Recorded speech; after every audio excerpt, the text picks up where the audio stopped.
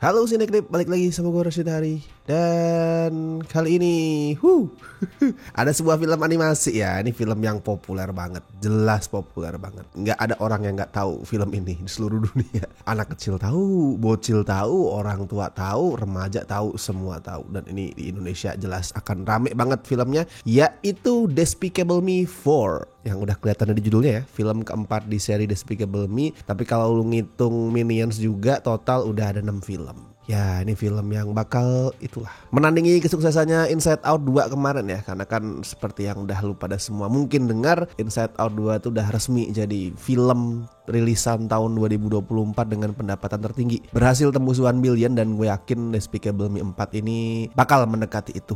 Atau minim-minim ya 900 juta lah mendekati 1 billion. Karena ini rame banget. Lu bisa lihat sendirilah di bioskop Indonesia tuh serame apa. Film mana lagi nih ya yang ditonton rame-rame satu keluarga. Dan bisa bikin anggota keluarganya itu semuanya, bahkan orang tuanya, nggak cuma bocah-bocahnya, itu cosplay jadi Minion. Minimal pakai baju warna kuning.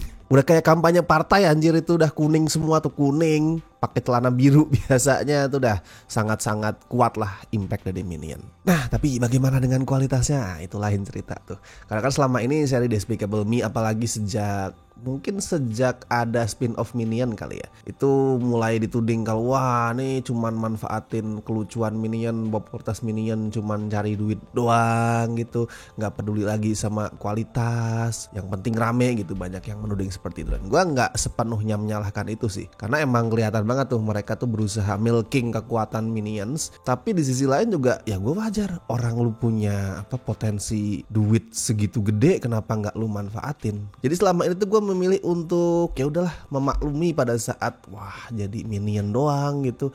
Walaupun filmnya jadi jelek ya, Minion yang pertama tuh gue nggak suka sih, itu jelek tuh. Tapi gue masih berusaha memaklumi lah, karena ya udah sekali lagi nih cari duit gitu.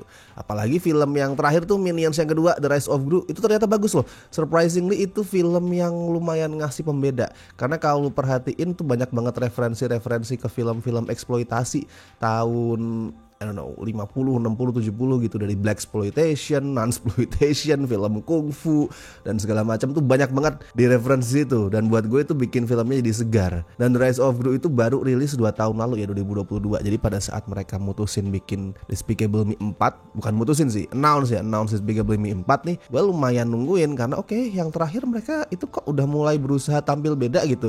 Udah mulai berusaha balance antara eksplorasi sama memuaskan para fans, memuaskan para bocil gitu. Jadi gue oke, gak masalah. Dan setelah ditonton, astagfirullahaladzim, selama gue nonton seri Despicable Me untuk pertama kali, gue ngerasa pembuatnya itu didn't even try, udah gak peduli lagi. Despicable Me 4 ini kayak sebuah franchise yang udah gak tahu lagi ini mesti gimana, mesti ngelanjutin ceritanya tuh seperti apa, mesti milking apa lagi, ini kayak udah gak tahu. Dan bukan cuman kehabisan ide ya, kalau misalkan kehabisan ide itu sebenarnya udah mulai kerasa dari Despicable Me 3 atau Minions yang pertama, itu mulai kesusahan nyari ide baru. Tapi itu buat gue gak masalah selama mereka berusaha. Nah yang keempat nih kayak udah kehabisan ide, terus kayak nggak berusaha lagi.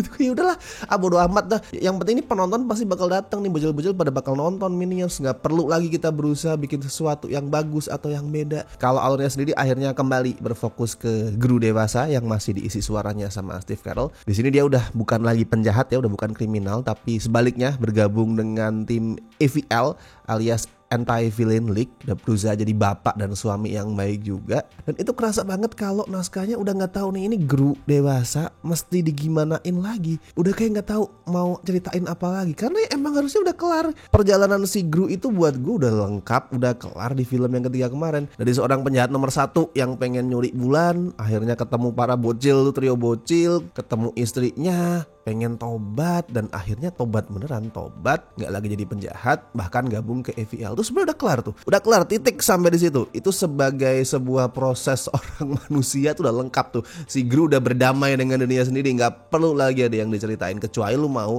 nge-explore soal anak-anak dia tumbuh kembang jadi remaja. Cuman kan seingat gue tuh kemarin ada statement kalau karakter Despicable Me tidak akan tumbuh dewasa, jadi cuman stay gitu-gitu aja anak kecil. Nah jadi ya udah, apalagi yang mau dieksplor, tidak ada lagi lagi yang bisa dieksplor gitu. Dan itu kelihatan banget di film ini. Makanya dipaksakanlah alur itu memperkenalkan karakter Maxim Lemal. Itu dia mantan teman sekelasnya Gru di sekolah penjahat dulu. Dan karena sebuah masalah pada saat mereka kecil, dia tuh menaruh dendam sampai sekarang. Maxim ini kayak the next big thing di dunia penjahat. Pada saat Gru sama sekolah penjahat tuh reuni, si Maxim ini diulu-ulukan, dipuja-puji kan. Wah, lu penjahat yang hebat. Even dapat awards juga ya, penjahat terbaik. Nah, pertanyaan gue, kalau dia penjahat sehebat itu kemana nih? Di 3 film pertama nih gue belum pernah denger loh. Gue belum pernah denger ada Maxim Lemal gitu. Keren banget, nggak ada. Tiba-tiba aja di film ini nongol. Kayak unbelievable banget, sebelumnya nggak pernah didengar, tiba-tiba jadi penjahat nomor 1. Like wow. Cuman yang gue suka dari adanya Maxim ini adalah dia punya istri yang namanya Valentina, dan yang isi suaranya adalah Sofia Vergara. And of course, seperti biasa, Sofia ini jago banget bikin kalimat-kalimat yang sebenarnya tuh simple tuh jadi lucu. Sofia Vergara kan gitu ya image-nya. Image orang yang agak-agak blow on gitu. Tapi sebenarnya dia pintar banget. Dia cerdas banget memanfaatkan aksen dia cerdas banget memanfaatkan citra dia sebagai wah nih karakter yang rada-rada blow on gitu. Itu dia cerdas banget bisa manfaatin semua itu, dan itu dia lakuin lagi di sini. Setiap Valentina ngomong tuh anjir lucu. Mungkin buat anak kecil nggak akan terlalu lucu ya karakter Valentina, tapi buat orang dewasa apalagi yang kenal sama Sofia Vergara pasti bakal terhibur sih. Nah, yang jadi masalah nih si suami nih, si Maxim ini sebagai seorang villain antagonis, dia tuh sama sekali nggak memorable. Ya sekali lagi, karena filmnya bahkan nggak kerasa berusaha untuk bikin karakter dia itu nempel di ingatan penonton. Gimana enggak anjir, dia nih antagonis nih, kayak wah punya dendam kesumat sama Gru, tapi setelah diperkenalkan di first act tuh dia cuma nongol sesekali gitu dan kemudian hilang, baru nongol lagi menjelang third act. Gimana lu bisa bisa merasa terikat sama villain yang kayak gitu? Kalau ngomongin cerita udahlah ya, Despicable Me selama ini kan memang tidak pernah punya cerita yang kuat, jadi ya gue nggak berusaha mencari hal yang seperti itu di film yang keempat ini. Tapi buat gue ini lebih parah dari film sebelumnya anjir, kayak konfliknya tuh beneran lempeng, nggak ada konflik yang mengikat, nggak ada proses yang kuat, nggak ada intensitas ketegangan tuh nggak ada, bahkan petualangan yang menyenangkan tuh nggak ada. Dan ini film kerasa outdated banget, ketinggalan zaman. Kayak ini film kalau misalkan rilis tahun 2020, 2021 gitu misal, gue masih nggak masalah. Tapi ini rilis 2024 men, kayak banyak banget hal-hal yang ketinggalan zaman. Misal nih, caranya untuk mencuri perhatian para fans K-pop itu ketinggalan zaman banget. Di saat pra pandemi 2019 atau pada saat pandemi 2020 tuh kan banyak emang film yang berusaha mencuri perhatian para pecinta K-pop dengan cara yang kasar banget, dengan cara yang tidak kreatif gitu. Itu pada saat itu banyak tuh. Tapi kalau 2024 kayak man come on. Di film ini hal itu dilakuin. Misalkan pada saat si Minions tuh kebut-kebutan naik bus, lagu yang mengiringi adalah Bumbayahnya Blackpink. Kayak waduh, nggak sinkron buat gue anjir. Bumbayah enak buat didengar, itu salah satu lagu K-pop favorit gue. Cuman untuk ngiringin adegan seperti itu nggak sinkron. Dan kenapa Bumbayah sih? Itu lagu tahun 2000 berapa ya? 2016 gitu, 8 tahun yang lalu. Ada kali kalau lu mau pakai lagu Blackpink yang udah ada baru gitu, yang mungkin juga fast pace, yang juga energetic tuh banyak banget. Pakai Bumbayah kayak seolah tuh penulisnya, wah ini harus masukin lagu K-pop nih. Apa ya? Itu aja itu tuh Blackpink terkenal tuh. Lagunya apa? Bumbayah. Oh, udah nggak pakai riset, nggak pakai berusaha update ngikutin selera zaman sekarang gitu. Atau pada saat salah satu karakternya itu menampilkan handphone dia dan casingnya itu pakai casing BTS gitu. Aduh, come on lah. Itu cuman gimmick-gimmick yang nggak penting dan berusaha banget untuk bilang ke fans K-pop, lihat loh kita notice kalian gitu. Tapi ya caranya nggak kayak gitulah. Caranya bisa dengan lebih substansial, bisa dengan lebih elegan, nggak yang maksa dan nggak penting kayak gitu men. Dan itu seharusnya udah berhenti dilakuin beberapa tahun lalu. Itu udah sering dikritisi kan. Hollywood ini pengen banget sih nebeng kesuksesan K-pop dengan cara yang males gitu, dan itu udah stop, nggak seharusnya diulangin lagi. Sama juga nih di subplot yang dikasih ke para Minions. Jadi yang dijual di trailernya, di posternya kan adalah beberapa Minions, ada 5 Minions jadi bahan eksperimen buat bikin tim superhero. Jadi mereka tuh dapat kekuatan super masing-masing lah, mirip-mirip Fantastic Four kekuatan supernya sih. Ada yang bisa melar, ada yang jadi batu gitu kayak The Thing. Terus mereka membentuk tim superhero bernama Mega Minions. Itu sebenarnya menarik sih, soalnya kan gue ngeliat di trailer juga keren nih kayaknya nih Minions jadi superhero. Ternyata sama lagi kayak si Maxim. Udah mereka jadi superhero, terlibat 1 atau 2 sketch gitu yang random seperti Minion pada biasanya, terus hilang. Baru nongol lagi di klimaks, dan itu pun gak penting nongolnya. Lu ngapain anjir? Masukin elemen superhero, lu jadiin bahan jualan utama dan kemudian gak lu pakai sepanjang film. Dan sebenarnya nih mau refer ke superhero tuh sama juga ya, sesuatu yang rada outdated. Karena kan film superhero sekarang tuh sudah gak ngetren kayak dulu lagi. Kalau misalkan ini sekali lagi ya rilis di tahun 2019-2020 mau dompleng kesuksesan superhero, gue paham. Sekarang film superhero Marvel aja, MCU aja jeblok, terus lu mau dompleng superhero anjir. Ya gue paham sih, ini kan draft awalnya kalau nggak salah tuh ditulis tahun 2017.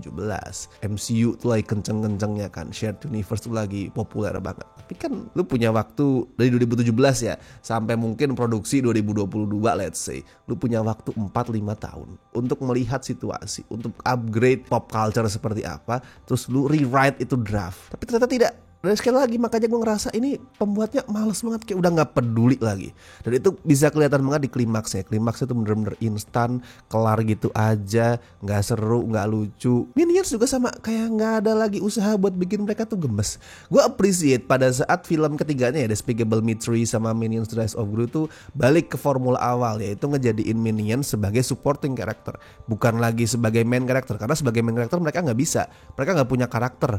Mereka cuma lucu-lucu, gemes-gemes random, cukup jadi supporting. Dan pada saat Despicable Me 3 kalau nggak salah yang ngelakuin itu, mengembalikan mereka sebagai supporting, gue appreciate karena ya udah itulah porsi yang pas buat mereka. Di Despicable Me 4 ini Minion masih jadi supporting ya, tapi penulisnya sekali lagi tuh kayak nggak tahu atau nggak mau tahu ini mesti memanfaatkan mereka kayak gimana. Ini udah di titik tuh penulisnya tuh kayak ya udahlah yang penting Minionnya ada aja, nggak berusaha bikin kemunculan mereka tuh memorable, nggak berusaha bikin mereka punya impact ke plot sebagai supporting. Ya udah yang penting porsinya dikit. Baik soal grupnya atau soal Minions-nya atau soal the whole franchise tuh nggak tahu lagi mesti berbuat apa. Biasanya gue memaklumi tipe-tipe film kayak gini, ya udah dibuat cuman bersenang-senang, buat para bocil, bukan buat orang dewasa, fine gitu. Memang ada film dengan tujuan seperti itu. Tapi Despicable Me 4 nih udah rada kelewatan anjir.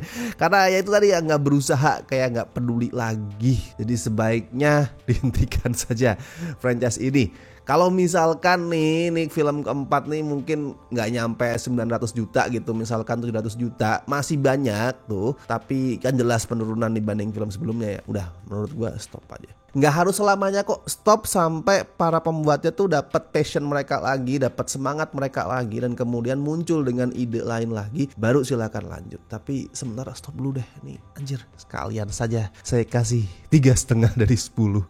Gue nggak tahan nonton ini. Tapi kalau misalkan lu punya pendapat yang lain nggak masalah, silakan tuliskan tuh di kolom komentar. Gue tahu sih kalau ini beberapa penonton pasti bakal tetap merasa fun, jadi nggak masalah juga kalau misalkan lu pengen nonton atau ngajak adek lu, ponakan lu, anak lu nonton, masih nggak masalah. Jadi silakan kalau lu punya opini lain soal film ini, tuliskan di kolom komentar. Oke, seperti biasa gue ingetin jangan lupa like video ini, subscribe Cinecrip, dan buat teman-teman yang pengen ngebantu kami dengan kasih donasi seikhlasnya, ada berbagai cara, ada super thanks, ada Saveria, ada juga lu bisa join membership Cinecrip sesuai dengan tier pilihan lu masing-masing. Dan terima kasih banyak buat teman-teman yang setia bergabung, terutama mereka dari tier basic dan La Familia yang orang-orangnya bisa lu lihat berikut ini. Thank you so much. Sobat juga thank you ya, tier sobat juga sangat berjasa buat kami. Oke, kalau gitu gue Rashid Hari, sampai ketemu di review-review berikutnya.